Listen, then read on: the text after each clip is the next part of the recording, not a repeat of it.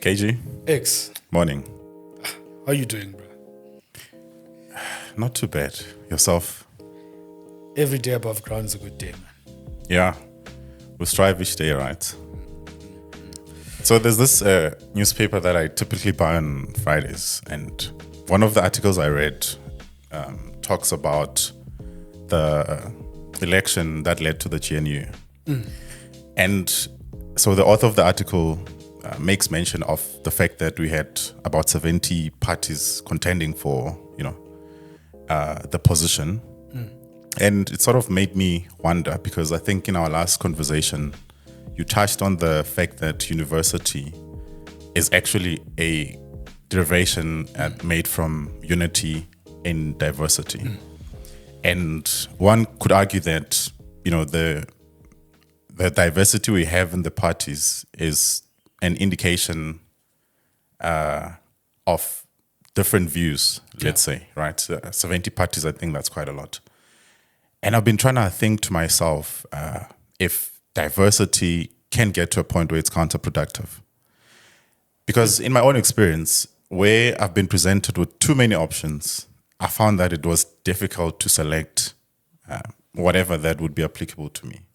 So if I went to varsity and I had 100 modules to select from for my 4-year degree, let's say, and I had to select, let's say, 8 or 6 modules, that would be tremendously difficult to do. But I found that where we constrain options, it's easier to then come up with something that just unifies those different options, but, putting borders around them. I don't know if you share the same views when it comes to diversity.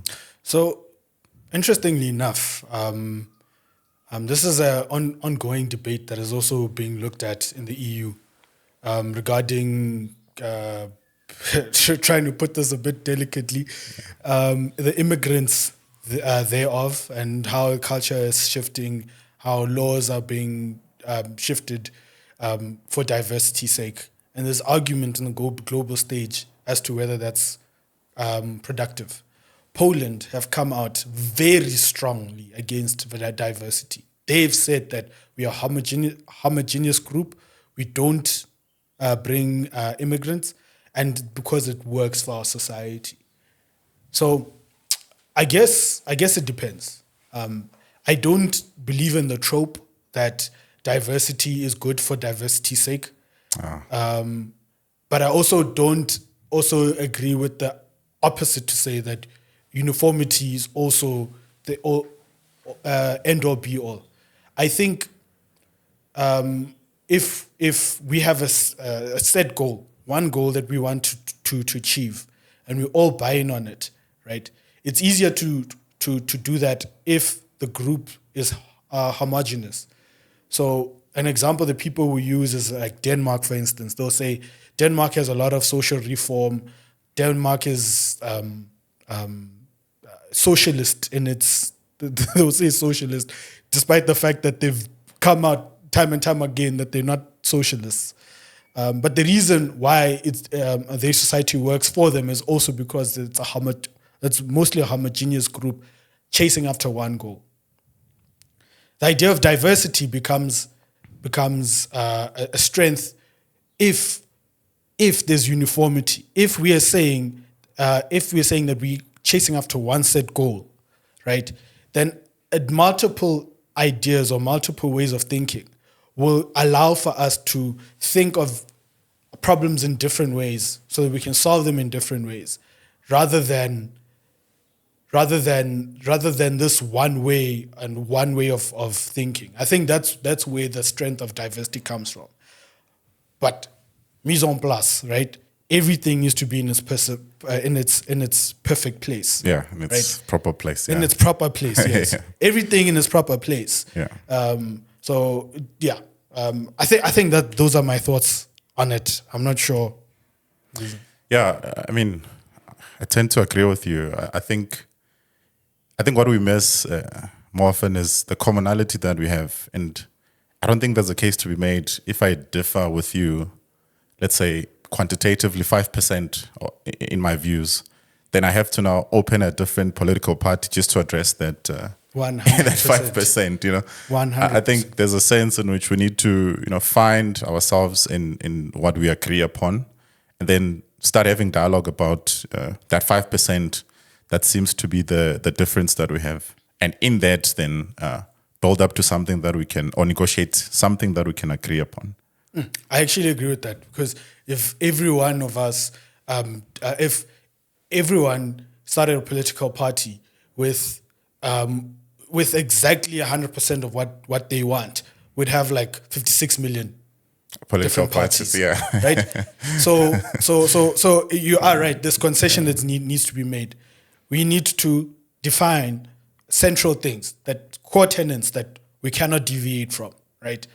And then we concede within different political parties. They have to make concessions. It's actually very interesting. It brings up the whole. Should we go here? It brings in question the whole question about democracy. Because are we even? We're not even a democracy in its true sense. Yeah, you have to expand on that. So democracy comes from the Greeks, right? Which is actually very interesting. I just read about this, so I'm not well versed on this, right? But how I understand how democracy came about, it's an invention by the Greeks. They believed that it was the way of the world to be subjugated, right?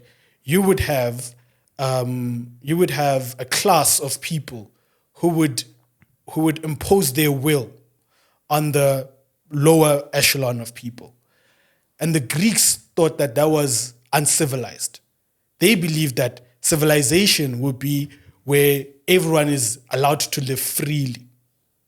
And interestingly enough, they believed that what allows people to live freely is not this arbitrary way of enforcing law, but actually having a central law that everyone is governed under, whether you're an elitist or whether you're the low echelon, from the low echelon, that you have one law. It's called the rule of law. The law is what rules everyone, right? So what they then did is that they literally had a hill, right? I forgot what the hill is called. It's actually quite. People who know the history of it will probably get on me for not remembering the name of the hill. But Pink's Hill. Thanks. So this hill, right? They literally would go up it, and they would elect. No, not even elect. They would randomly select people as councilmen, like randomly, like they would select them, right? And they would, because the Greeks were very political people, right? Almost all of them were involved or had some understanding about politics, right? They would debate issues for hours and hours and hours and hours. And then they would put it on to vote, for people to vote. And then whatever was voted for, which policies were voted for, were enacted. So it was literally the people who determined what policies. So it wasn't a representative like us, where you'd vote a representative goes and represents you wherever it is that they are. It's the people who actually are the ones who are determining who goes in and out. So right now you could make an argument to say, and I've heard people say that we don't actually have democracy. Yeah. No, I think it's interesting because recently I think I read an article, I just forgot which state it was, where people actually select their own candidate and they vote, and democratically, as you say. But here's the issue, or in fact what people were complaining about. Let's say a group of people, they vote for like a gangster or a drug dealer, for example, because maybe he's good in their community, protects them, etc. In those kind of setups, how would that translate to to what you would envision as an outcome of democracy? Because I guess ultimately you want people to flourish, but you want those people to exercise values of goodness, let's say, treating people with equality, with kindness, etc. But if then the leader is someone that doesn't have those values, but nonetheless has been democratically elected to lead, how do we then justify that process of democracy, whereby you potentially run the risk of, let's say, permeating through or allowing the values that you don't agree with or no one else agrees with to permeate through society? And that's entirely it, right? That's also one of the weaknesses of democracy. People, it worked for the Greeks because they're very political. Yeah. But in our context, there's the people who have no clue, but they have a voice.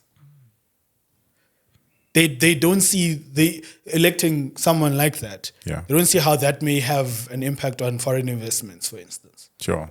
Right. The ripple effects of this, and perhaps for your community, this person is doing good things. I fail to. It's very hard for me to conceive of that, right? So I don't know, X. Yeah. If I can come in there. Yeah. There seems to be from what you guys are explaining, there seems to be a conflict between politics and leadership. And politics involves leadership, but in what you've just described now, I mean, the Greeks were what? Randomly democracy? Yeah, They were just randomly picking people, right? And I think that's reflected in today's landscape of politics across the globe. It's about the politician that can rally as many people as possible to agree with them on a specific vision, ideology, and goals to achieve. But where does leadership come into that? Because the fact that you are able to rally people to that extent makes you a leader. But politicians don't always lead, right? There is a conflict between leadership and politician, or politics, being a politician. And there is the politics of leadership, right? So I'm picking up a conflict between leadership and politics from what you guys are saying, and I want to know what you guys think about that. Yeah, no, I think definitely. I think spot on. I think that dichotomy always exists, and between leadership and the positional sort of authority, let's say. It isn't quite the case that someone in authority is a leader. If we were to talk about true leadership, value-based type of leadership. So for me, there's a sense that leadership is not a position, but it's something that you can even do from behind. Exercising your values, being able to influence others to assimilate similar values, and acting in such a way that makes things better, let's say. I would even. It's a very interesting dichotomy, because leadership sometimes do things that are not very popular. The correct thing is doing something that is not popular. Yeah. But if you do something that's not popular, you get voted out. Yeah. So so there's that tension then. Yeah. Right? Is democracy actually even, I mean, that's the question that comes to the fore. One such example is that we can think of someone like Trump. I think the reason why he rushed in to bring tariffs as quick as possible is because in the short term it would increase inflation, is what we're seeing in the US right now. Inflation has increased. Why? Because it's more expensive for them to buy goods that have been imported, right? But in the long term, perhaps it gives them, his idea for Americans was that you shouldn't have to pay tax. In the 20th century, there was a portion of time where all the fiscus of the United States was run by purely just tariffs. No one paid income tax.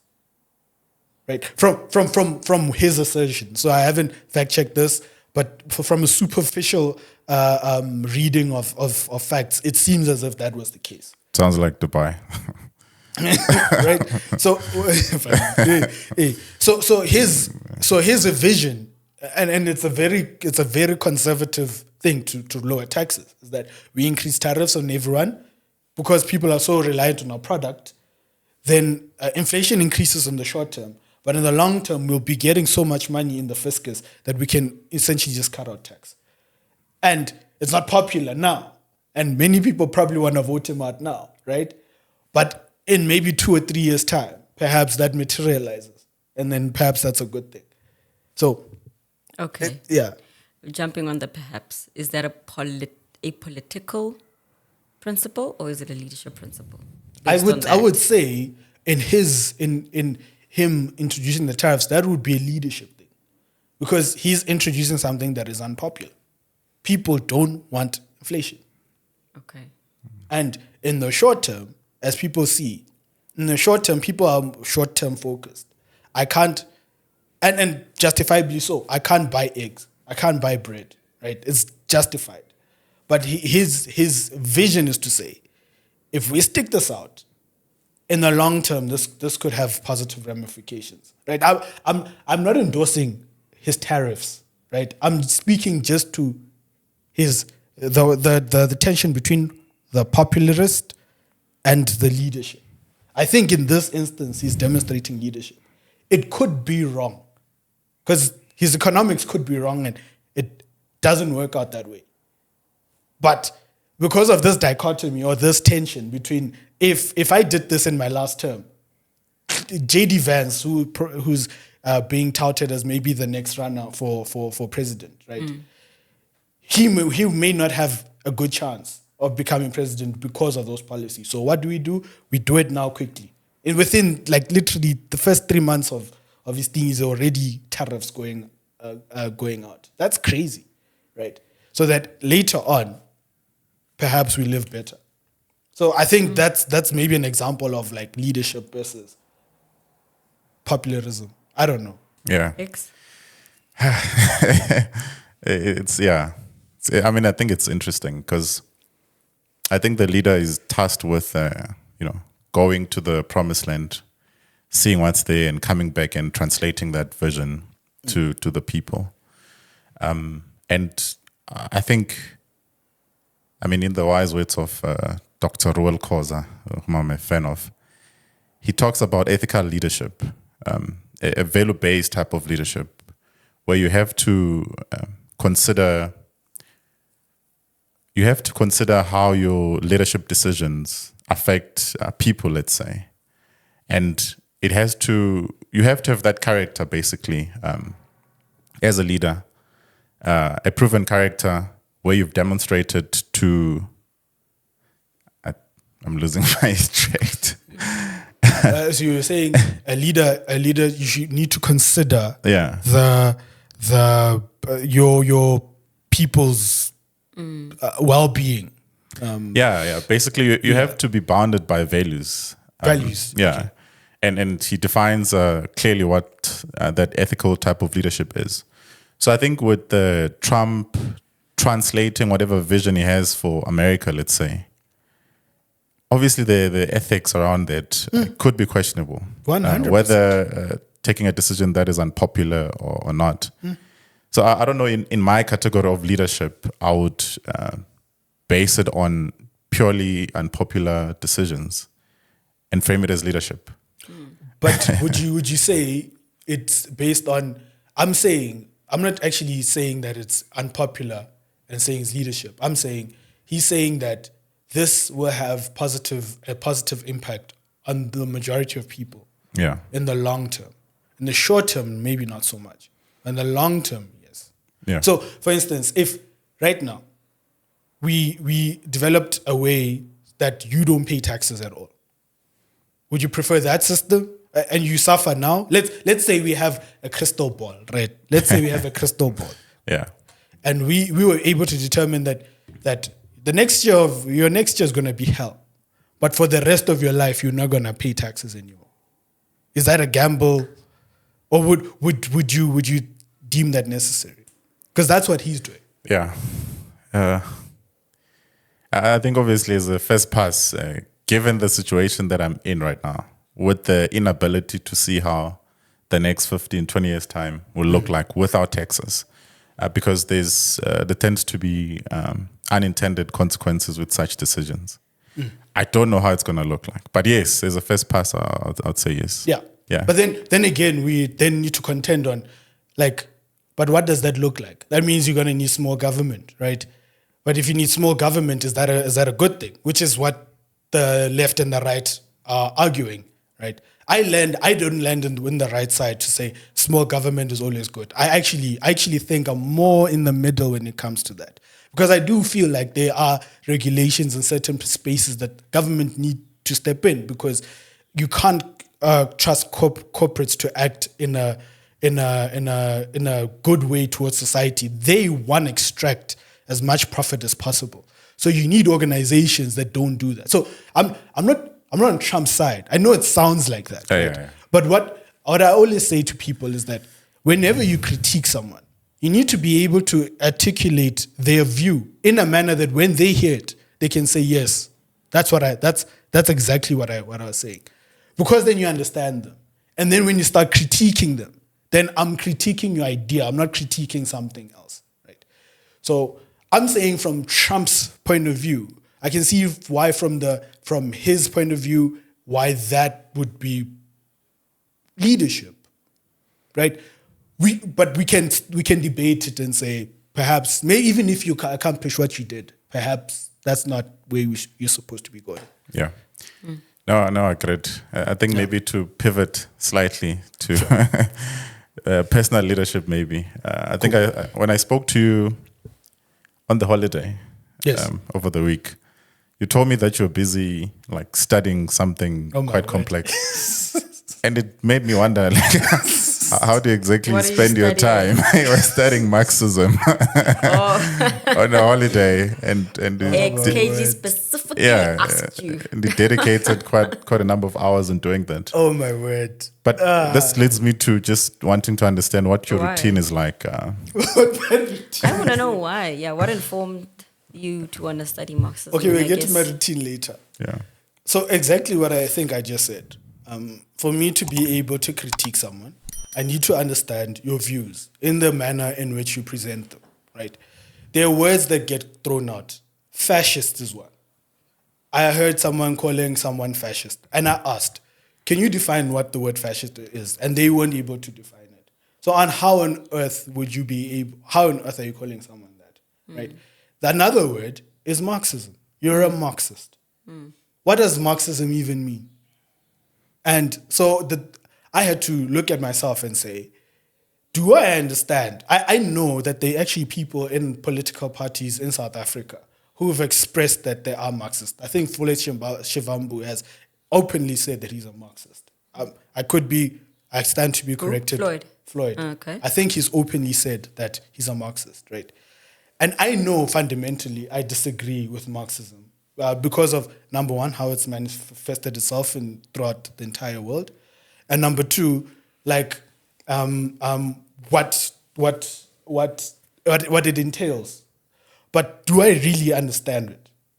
Am I able to articulate his position to him in a manner that he will say, yes, KG, you've understood me. This is what I want.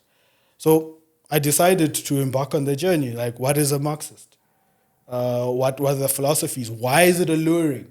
There were things that I read, that I saw, that I was like, wow, I never knew this, and this is actually something that is admirable. Okay, tell us. I think Karl Marx, his idea, I think he was, but as I said, it's something that I've started, so I probably just need to disclaim it first, right? To say I don't know everything it is about Marxism, so. I'm not saying that I know everything about Marxism. I'm just saying the research that I've interesting thing that you learned till today, right?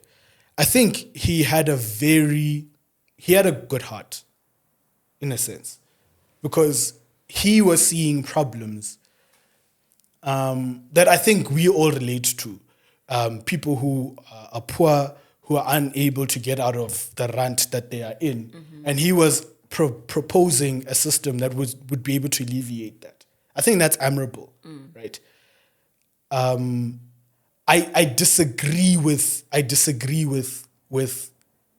the manifestations of his theories become very undesirable, especially when it comes to the fact that he's an advocate for totalitarianism. Totalitarianism meaning that you have one person who rules, basically. Like King Jong-un would be a totalitarian, right? What's his name? Mussolini would be, Hitler would be totalitarian, right?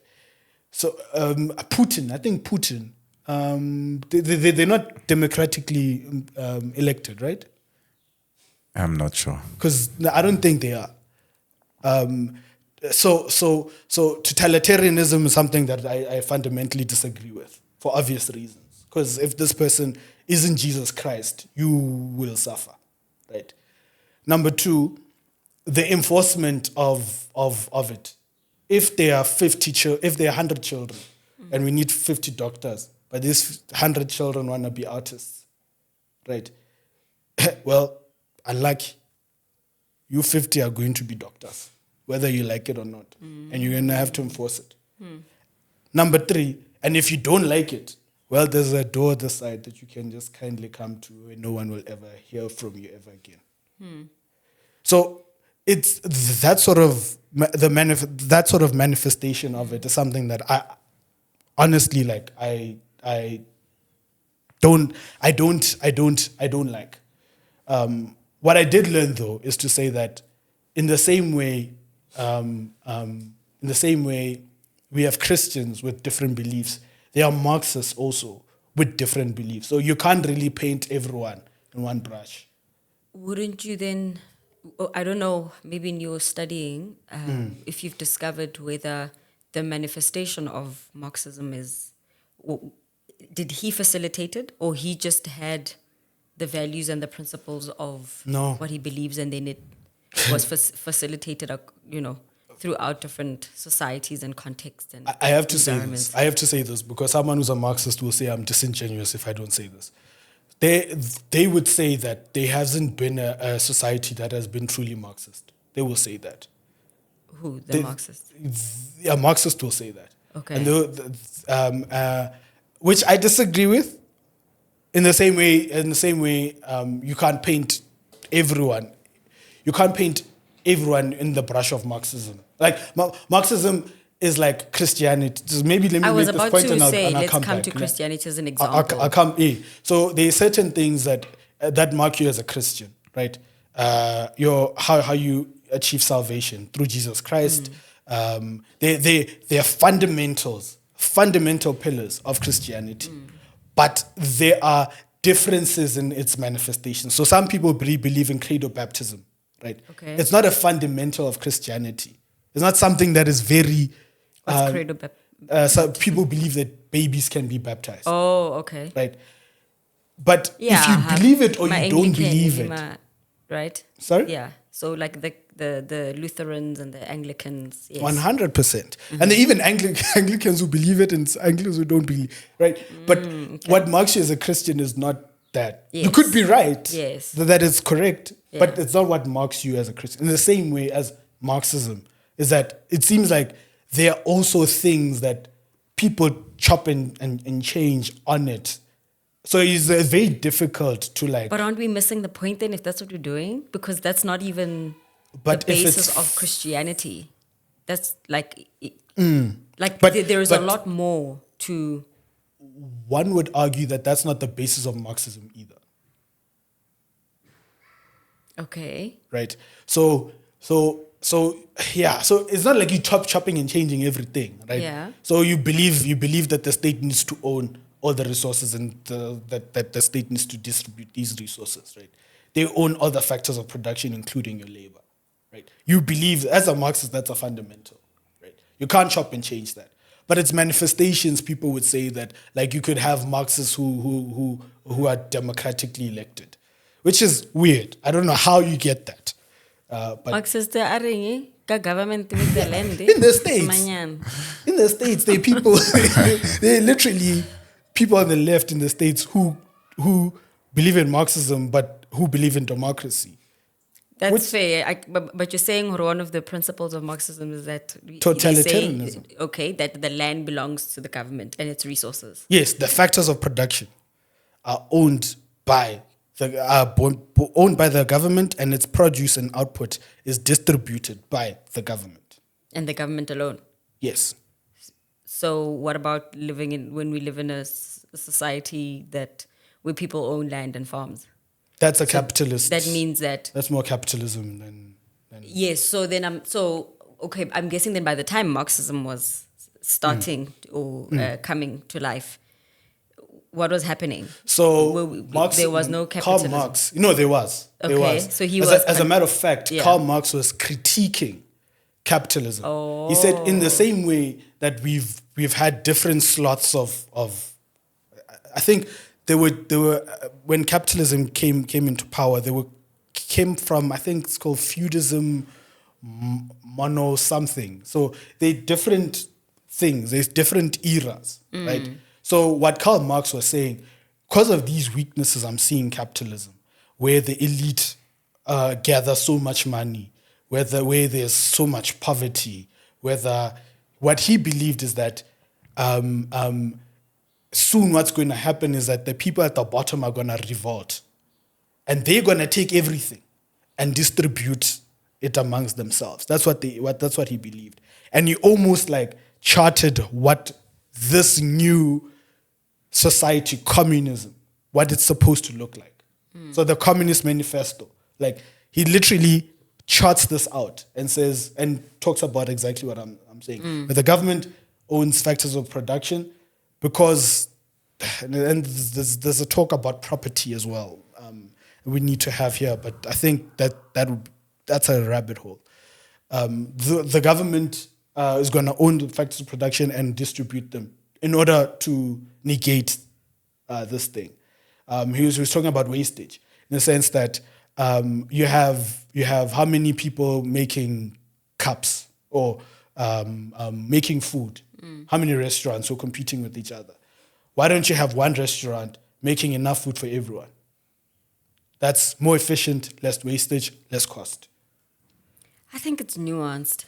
I want to bring it back to what X was saying about self-leadership. I think that there is a strong representation of self-leadership or the lack thereof. Or correlation between that and the different ideologies that come from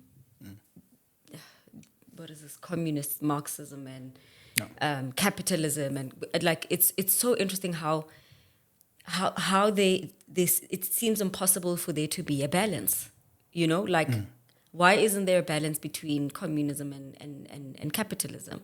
Why does it have to be exclusive? Because their fundamental assumptions are mutually exclusive. Fair. Hence I'm saying I'm bringing it back to the self-leadership part, that I think because of that you're saying the fundamentals are mutually exclusive. At the end of the day, these fundamentals are invented and created by human beings, right? Which, I don't know, in my opinion, or as I'm reflecting on what you've just said, there seems to be a conflict of self-leadership then, because if we can lead ourselves, like it shows that for someone to get to a point where you study something and then you say, I don't agree with capitalism, I'm going to come up with my new ideology, right? And becomes so exclusive that it creates division. Yeah. Like I feel like that struggle is too wide. And how do we even, are we even diverse? Because I feel like how does diversity exist without inclusivity? Like, are we even diverse if we're not being inclusive? Yeah, I think KG gave us a intro to Marxism 101. Sorry, guys. Yeah, thanks. that deep. Thanks for that. But Lele, I think there's utility in all these ideologies or dogmas or ways of thinking and living. And that's why precisely they sort of found their way into society, basically. There's utility probably in Marxism. There's utility in capitalism. There's probably utility in a socialist state. And we, like coming back to the conversation I had earlier on, we need to be able to find what's useful in those paradigms of thinking and bring them together and formulate a way in which we can then use and exist through that could then be able to serve most people. Because there's a sense that also you can't even serve everyone, unfortunately. And that's why it has to be like an ongoing negotiation between everyone, actually. All people have to negotiate the conditions of how to be or how to be governed. And I think even at the level of personal leadership, we face the same conflict. We find utility in so many ideas, but we have to pass through what works for us and discard, what doesn't work. Yeah. I don't know, KG, if I was speaking to you and I was saying on a weekly basis, I buy a newspaper. And then that person looks like it's not you. They said, why would you read a newspaper? Because there's so much bias there, and it's not even that whatever's in a newspaper is factual. And I had to say to them, well, I know I can sift through what's in the paper and take what's useful and chunk away what's not applicable to me. So I think even in personal leadership, that's what we're called to do. It's an injunction, in fact, as a leader, to be able to, sift through what's not important, take what's important and useful, and then use it. And then you continuously transform that so that you're able to adapt to things that are changing, etc.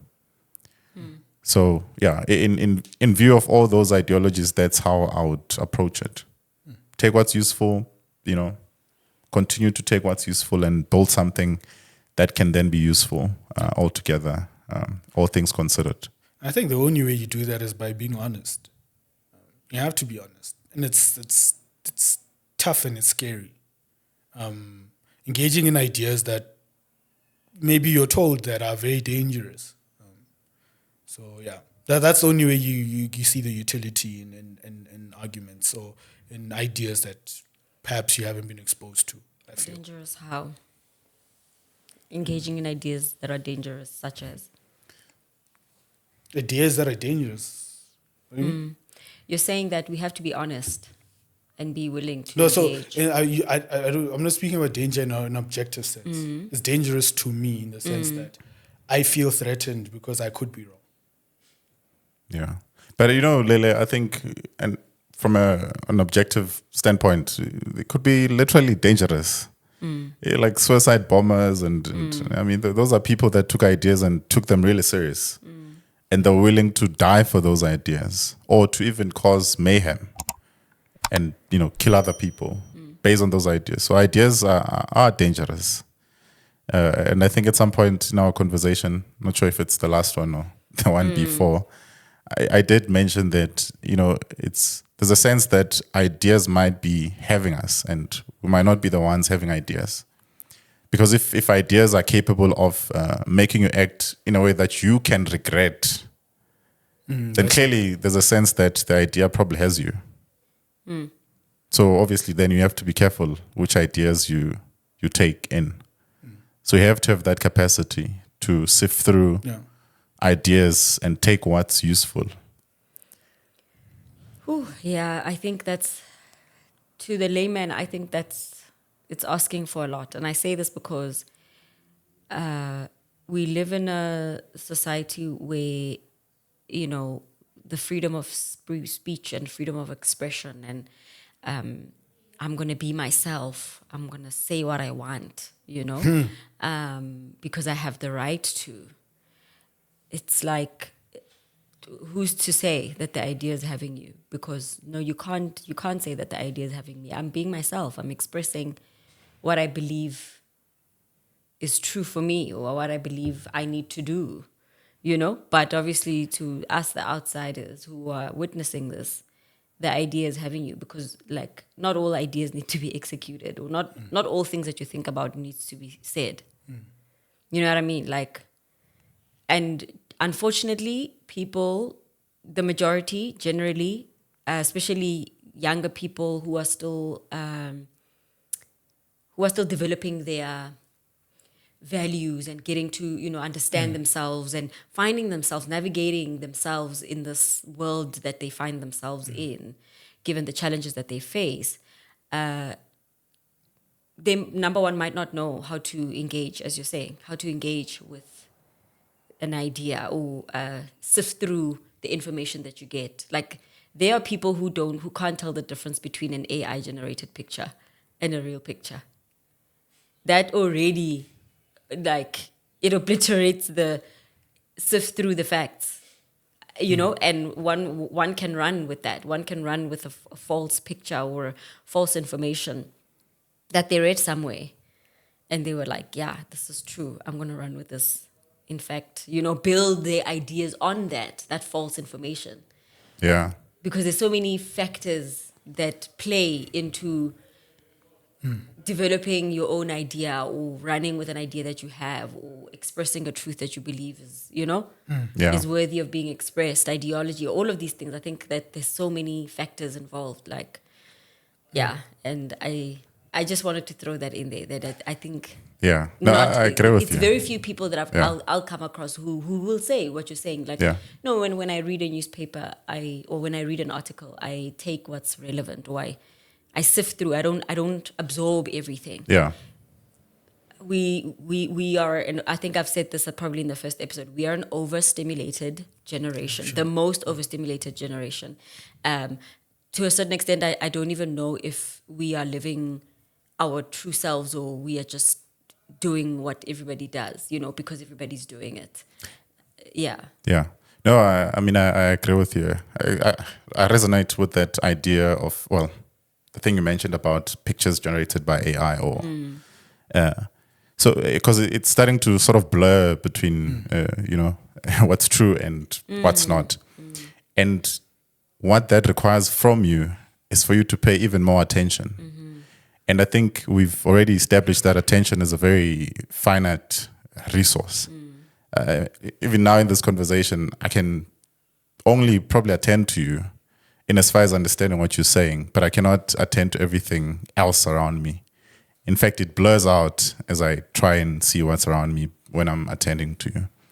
So I think there's an injunction there for us to pay more attention when we engage with ideas.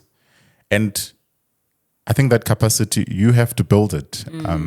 And you have to, I guess, remain teachable in some sense. And continuously engage in dialogues and allow your ideas to be refined. And I guess you also have to go out there and, you know, seek out information, verify it in your own observations through attention. And I keep on saying attention because I think it's a very important part to this. Even when you sift through information as you're reading, it's because your attention is allowing you to do that. So what you attend to is very important. I don't know, KG, if you've got a... Yeah, I think also it's imperative that it's going to sound bad at the beginning, but I think not all of us, like, critical thinking is something that needs to be taught. Not all of us are able, or we're not born thinking critically. I know for myself, like, I started thinking critically when I was taught in varsity, giving tools to distinguish between ideas. Because speaking to other people, you still need to be able to sift out the ideas that are problematic, right? Like, it's an encouragement to say, like, you get exposed to maybe certain ways of thinking that you haven't been exposed to, but you still have to have that hard work of, but is this idea correct? Does it make sense? Is it logical? So I think also critical thinking is important too. I would even go as far as to say that it needs to be taught in high school, especially in this kind of society where information is coming at you at a rapid pace. I think in primary. In primary. Because even with what you were saying earlier on, you mentioned that it's my opinion, I'm entitled to it, right? And I agree with you. And thank goodness that we live in a society where you are able to even say that. But why? Because the alternative looks like Nazi Germany. Oh, yeah. Right? Yeah. That is why we encourage free speech. Right?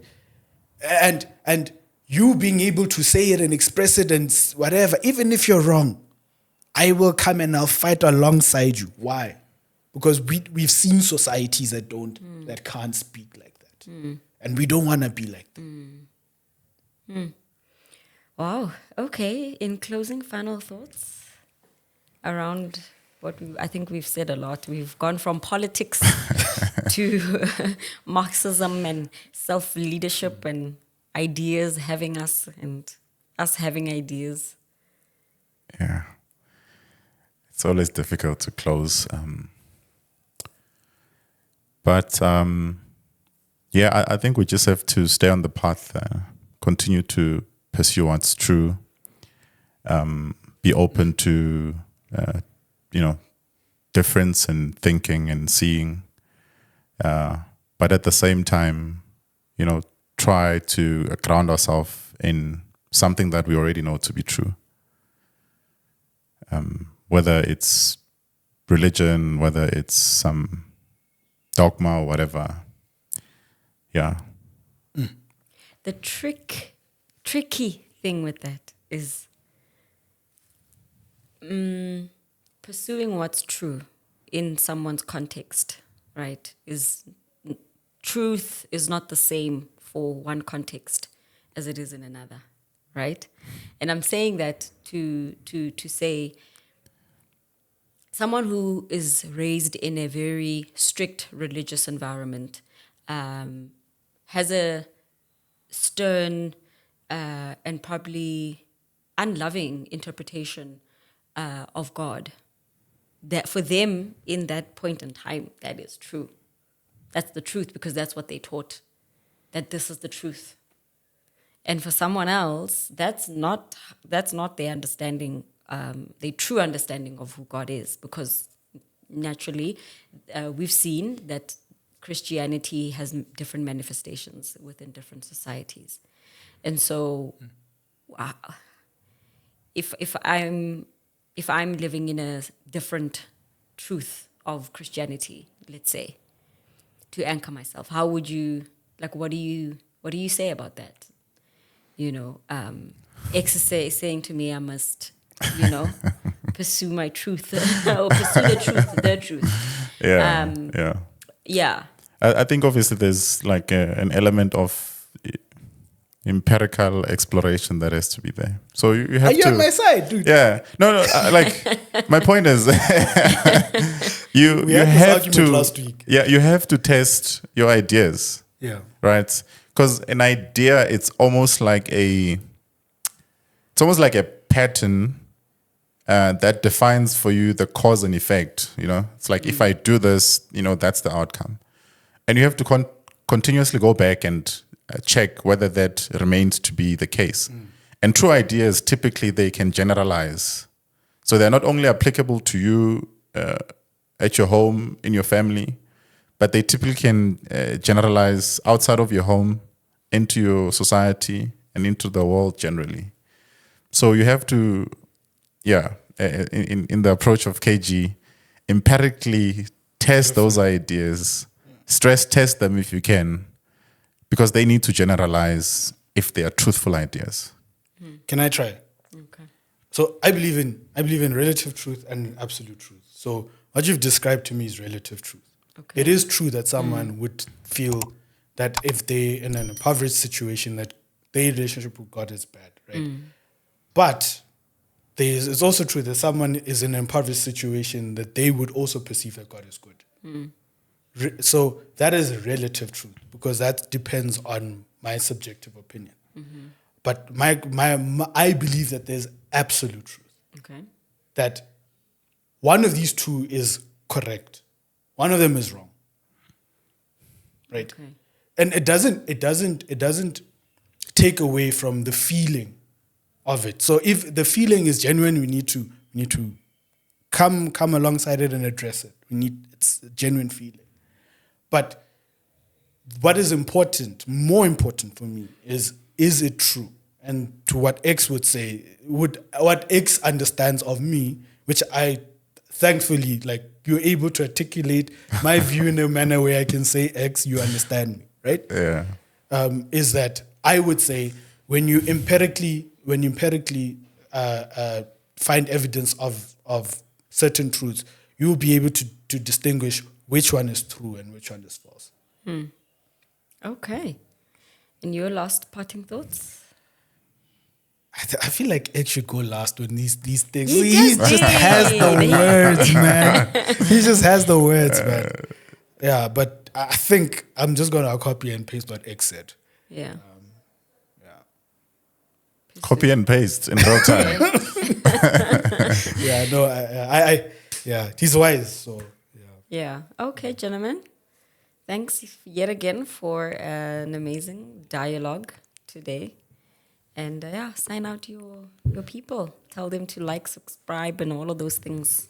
Yeah, so Share. I think we're on our third one now, ne? KG. Yeah. Oh my word. So yeah, if you enjoy and you like what we're doing here, please consider liking and subscribing, just to grow the podcast just a bit, and so that we can engage more people, share interesting ideas, and perhaps more to come. Just to encourage us to have, and also maybe even comment.